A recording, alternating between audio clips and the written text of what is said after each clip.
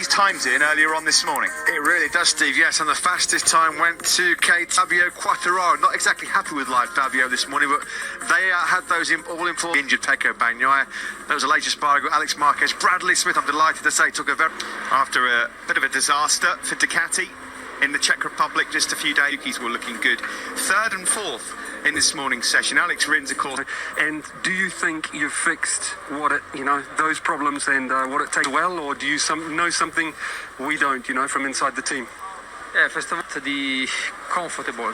And but in the warm-up, this weekend, welcoming their new hero, their new idol, Brad Binder, his first winning at turn 3 area at the top of the hill. Quite wet still as well around turn 4 of dry action. It doesn't look like that's going to happen. Simon Crayford just reporting in these kind of conditions because you can't even say it's half and half.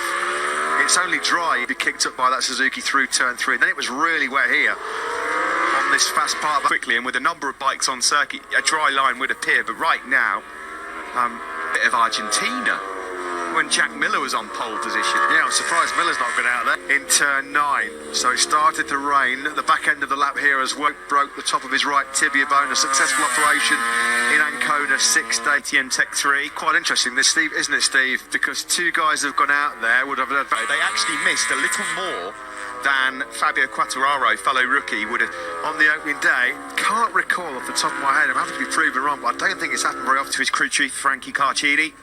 And here is Alex Marquez again. I have to say, actually, yesterday in the press conference, Matt, it came to my mind, it must be the first... We saw that podium earlier on of Binder, Morbidelli and Zarco. Well, the Laughton, over recent history, we've seen 3 men scout him. Of course, he was going so well in that Valencian Grand Prix when he crashed. So too. He heads towards turn 3. Of course, 7 right-handers here. That might be a little bit hard for Cal, but Taka Nakagami. And then finally about the injuries to your riders, Cal's wrist. question. Yeah,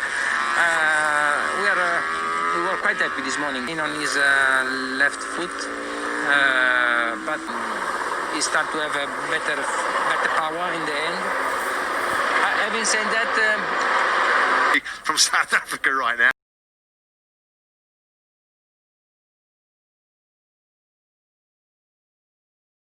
Like a bad team right then.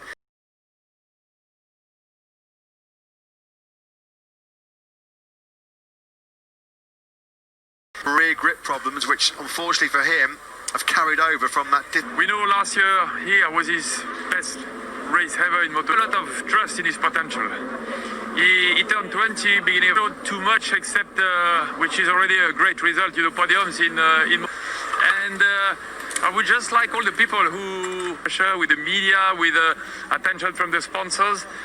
It's easy to do it. The season starts off with all of their riders on equal machinery. Motivates him, it tries and helps him get more competitive.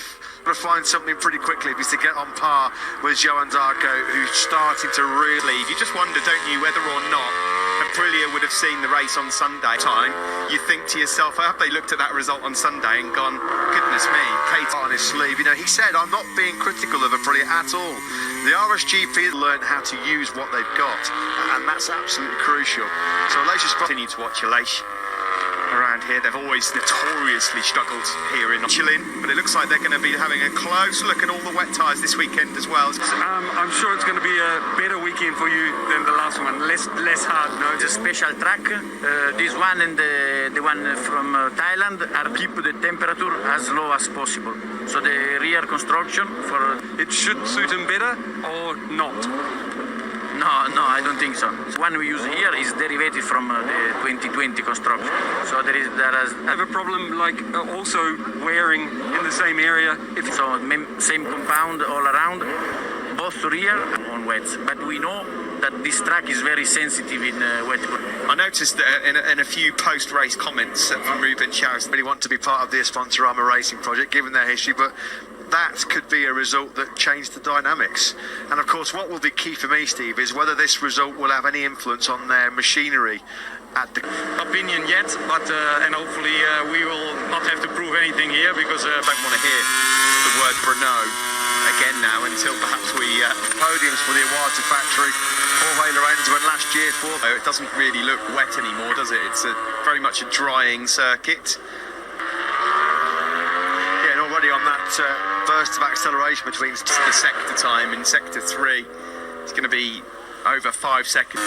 They'll be overheating, they'll be squirming around underneath there. Guys, I don't often have the chance to tell you what I've seen in detail.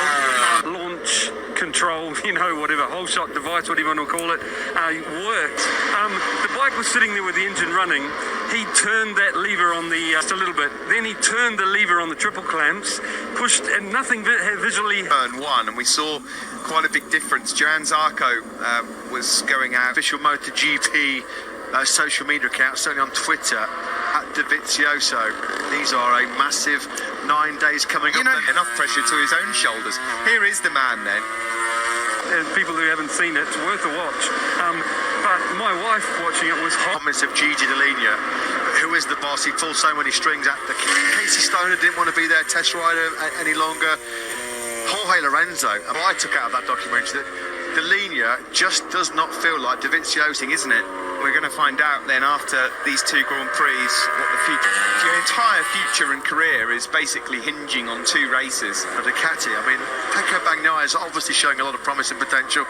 His injury came, they'll come in and do a better job than Andrea Dovizioso. It's very hard to say, but picture this, Matt. He's already got his deal tied up. He will be in the full red. These 2 Red Bull races, then it puts him in a stronger negotiating position.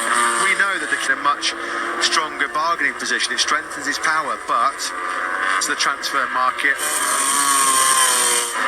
Anyway, with 2.5 Mosai then on Miller, 28.8 then. It's, they're 3 or 4 seconds Prove their rear grip feelings. Neither of them particularly happy with life in Austria.